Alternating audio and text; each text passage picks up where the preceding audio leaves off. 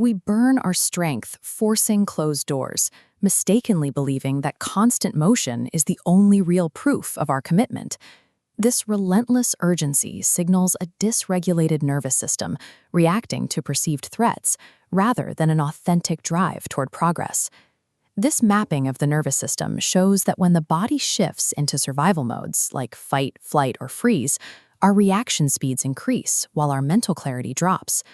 Our cultural obsession with hustle is often just biological panic. We seek out constant stimulation because the absence of noise feels like a physical threat. The psychologist Carl Jung identified this avoidance through the concept of the shadow, the hidden, feared, or denied parts of ourselves that we actively suppress. Whatever we reject continues to influence our automatic impulses. We use constant distraction as a shield to avoid the internal quiet where those ignored truths reside. Relentless busyness functions as a trauma response. Stillness is terrifying because it removes the distractions and forces us to hear the very things we are trying to outrun. Calm is a trained nervous system response. It is a specific skill developed through intentional practice, not a passive personality trait. This is the lesson of Gate 52, the archetype of the mountain. It teaches that not every impulse deserves movement, and not every opportunity deserves our energy. Mountain-like stillness is focus under command.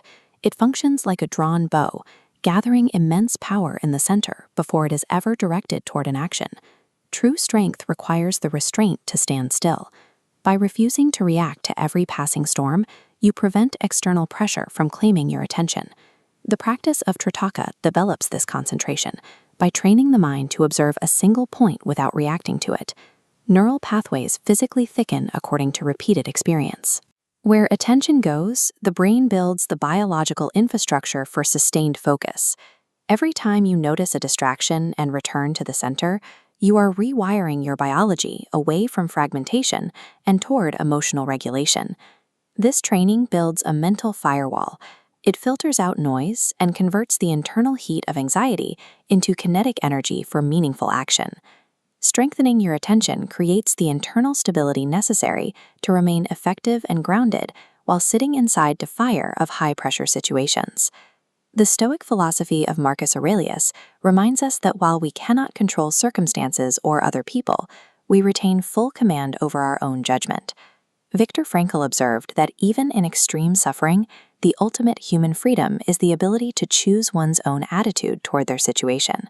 Stillness physically creates a gap between the external stimulus and our internal response. All human freedom lives within that specific silence. When you master the pause, pressure no longer determines your identity. By choosing your response, you transform raw pain into a meaningful direction for your life.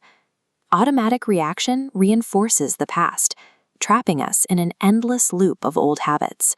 Stepping into the pause breaks that loop, introducing the power of conscious choice.